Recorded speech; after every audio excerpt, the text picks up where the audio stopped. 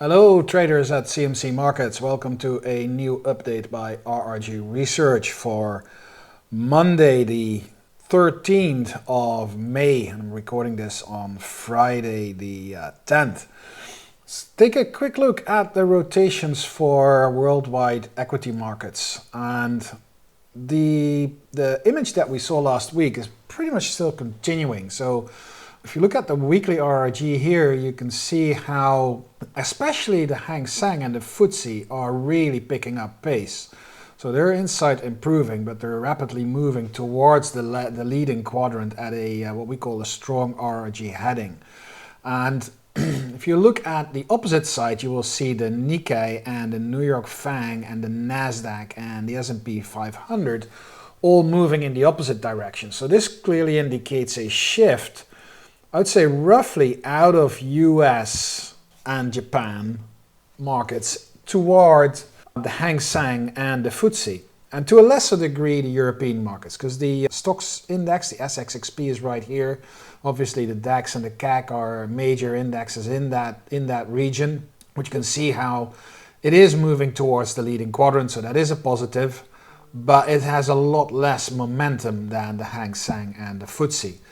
And then we've got other markets in this area. We've got Australia, which is picking up. It's got a very short tail, which indicates that there is not a lot of power behind it. And it's also just on the momentum scale, not necessarily yet on the relative trend, which is the horizontal scale. And then we've got the Nifty, which is about to bend back to the left. And then we got the Dow Jones, which is already inside the lagging quadrant, picking up a little bit of momentum. Taking that to the daily version shows some contrary moves. So here the FANG is actually picking up. So here's money going back into the US, obviously on the back of a few strong days in that market. We'll look at the individual chart in a minute.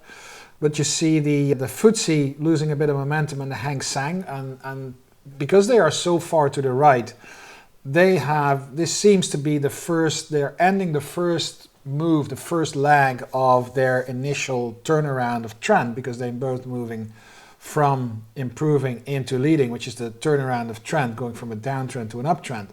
And then you're rolling over, which means that you're finishing the first leg of that uptrend. So once we see the FTSE and or the Hang Seng inside weakening and they curl back up and they go back into that 0 to 90 degree heading, that's the time when both tails are in sync and you can expect more influx into those markets. And on the opposite side, you have the same with the US markets, because the weekly tails obviously are dominating. They're the longer term trends, they're more important. And what you see here is that, for example, the New York FANG is to the right, it's moving towards the lagging quadrant. And now you see the daily moving into the leading quadrant and about to roll over. You see how short that last segment is. There's not a lot, the power behind the move is starting to taper off, to fade. And when you see the New York FANG inside the improvement, the leading quadrant rolling over or even going into weakening on the daily, and it's getting back in sync with that move on the weekly, that's when you see the opposite of what I just said about the Hang Seng and the FTSE, where the two trends get back in sync, and you'll be able to see probably a bigger move. So the grander scheme of things, I think that money's flowing out of the US still, despite the couple of few strong days that we had, and it's moving into the Hang Seng, into the FTSE, and into Europe. That's the situation as it is right now. So let's take a look at a few of the individual charts. Oh, by the way, if you look at the stock markets on an absolute level, but comparing them to a 0% benchmark, you can see that all of them have turned the corner and they're back in uptrend, so to say. So it's a matter of finding the strongest ones, and I think that this image clearly tells you that the Hang Seng and the FTSE are the stronger. So if you have to read this, you got to read from right to left to find the strongest. So Hang Seng, FTSE, Nifty to a degree, but it's moving to the left. Stocks, and then DAX, CAC, and then here are the American indices, and here is the Japanese Nikkei index. So that's a bit of how you can use it as a ranking mechanism. Let's take a look at the Hang Seng. We showed this chart a while ago already. Out of this downtrend, consolidation, breaking out of the consolidation and rallying further, and we've already taken out this overhead resistance level here, and we're consolidating, and we're now kind of starting to push back higher. So The Hang Seng is behaving very nicely according to technical principles, like following out with breakouts. Here's a gap, so the bottom side of the gap is going to act as support, which it is doing. So all in all, the outlook for the Hang Seng remains on the positive side. Obviously, with a rally like this, you can see some sort of a setback or a pause or a sideways move. But from a relative perspective, that means that this market is one of the leading markets in the world. The same goes for the FTSE, where you can see that, and this is actually all-time high levels. So the FTSE is just breaking to new all-time highs. A lot of other markets have already done that. The FTSE did that. So here is April 22, so about a month ago, roughly, even less. You see a little bit of a rollover here. This is the daily RRG, so this means that it's what you just saw on that RRG. It's inside the weakening quadrant. But look at the high level of that RS ratio line. Combine that with the breakout, you could see a bit of a setback. But all in all, as long as the FTSE remains above its previous all-time high, which is the area around 8,000, the outlook for the UK market remains a positive one, because it took out overhead resistance. All that supply that was in that area has been cleared out, and there's no reference point in the past like an old all-time high which we can label as resistance. So 8,000 is the support level that we need to watch now, and the upside's wide open. It's different for the S&P 500. Obviously the breakout to new all-time highs came way earlier. That was already right here. We set the new all-time high, we bounced back, and now we're on the way back up. And this area here, around 5250, 5260 in the S&P 500, is very likely going to act as a serious resistance level. If you look at the relative strength lines, the RRG lines, they're below 100. It's picking up slightly. The weekly version is pointing lower. That's why it's pointing towards that lagging quadrant. All in all, only a break above 5250, 5260 will free up the way for the S&P 500 for more upside. Right now, we're now currently trading at 5215. That's the amount of upside potential that you've got until the next barrier. Obviously, the most recent low, which is around 4960, will now start to act as support, which is a little higher than the previous high, which was the first support level. So we're putting in a new higher low, which is a good thing in terms of technical analysis. Look at the New York FANG. We're quite a similar picture, although it is testing its overhead resistance level right there.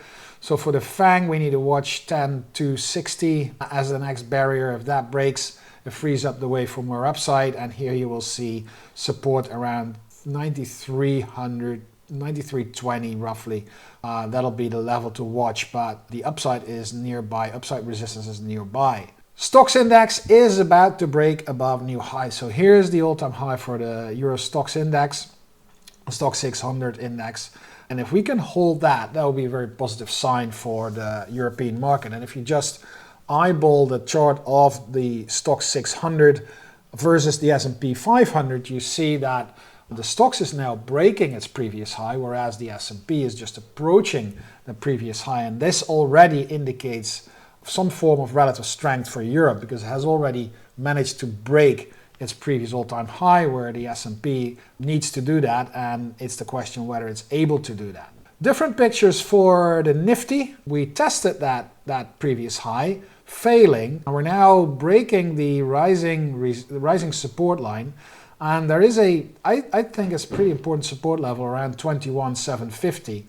If we break that lower, that would be a pretty negative sign, because that is completing topish formation in the Nifty index, opening up the way for more downside. We're not there yet, but please watch 22,800 on the upside as resistance, but more importantly, 21,770, 21,760 as support on the downside.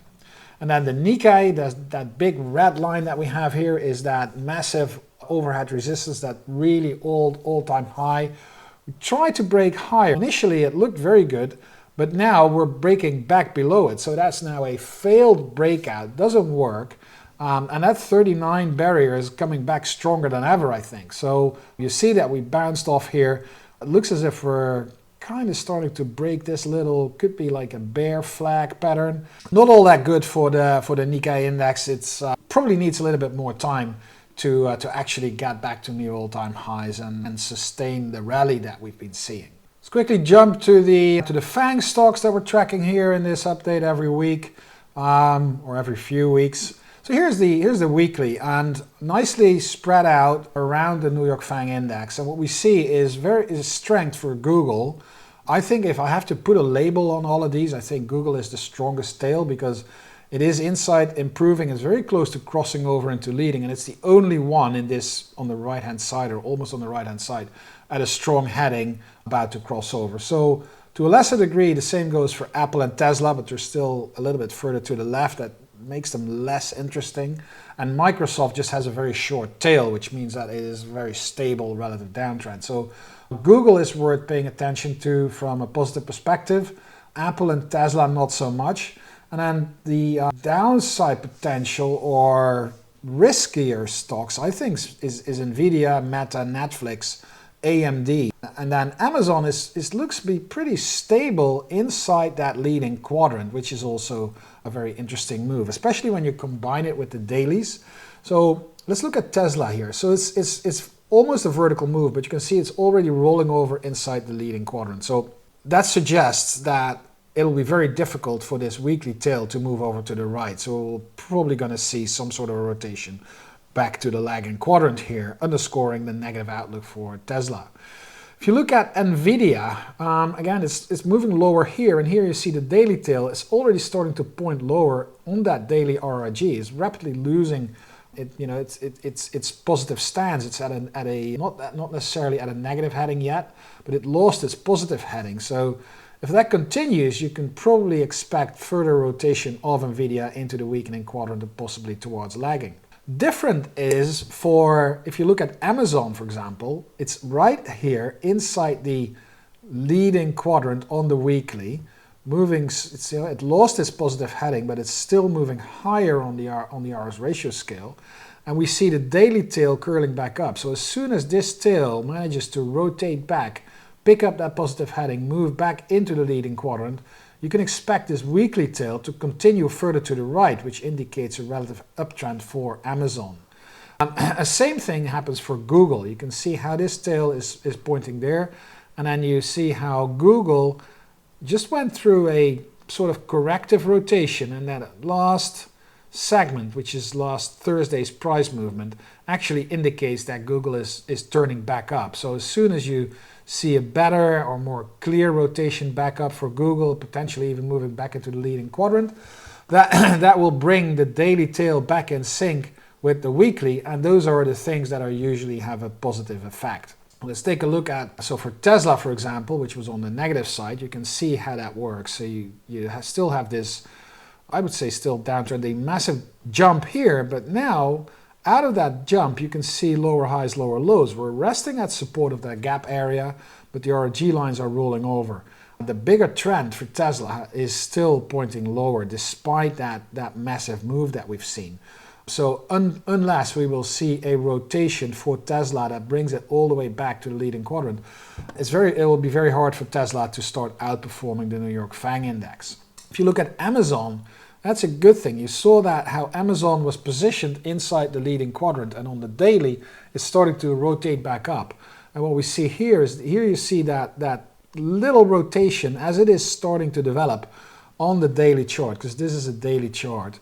And you can see how Amazon is now trying to push higher, trying to push above that overhead resistance coming from that previous high in April, and the level is around 190 US dollars. So as soon as Amazon breaks 190 to the upside, you got a positive impulse from the price chart. Combine that with a positive rotation on the RRG, and the outlook for Amazon can start to improve rapidly when that happens. And finally, I want to focus on AMD, which is inside weakening on the weekly, and it's actually rotating back lower here on the daily. See, this is what I mean with a rotation. So you go from lagging into improving, and then you start to roll over, and you're starting this tail is now starting to get back in sync with the weekly tail of AMD on the RRG. If we bring that to a chart, then this is what you see. You can see how that downtrend was in play and how that little uptick is what we saw on the daily, the little uptick to improving. That's what's happening right here when those lines are moving higher. And now you can see how that green RS momentum line has rolled over and is now starting to point lower. So as soon as that green line crosses below 100, you will see AMD rotating back into the lagging quadrant, bringing the tail in sync in terms of direction with the weekly tail, which could push the weekly tail of AMD into the lagging quadrant and the price lower. So from that point of view, in the New York FANG index, things are looking a little better for Google and Amazon, but not so much for Nvidia and AMD, for example. I'm going to leave it at this. I hope you enjoyed the video, and I'm looking forward to seeing you again next week at a new update by RRG Research. Same time, same place.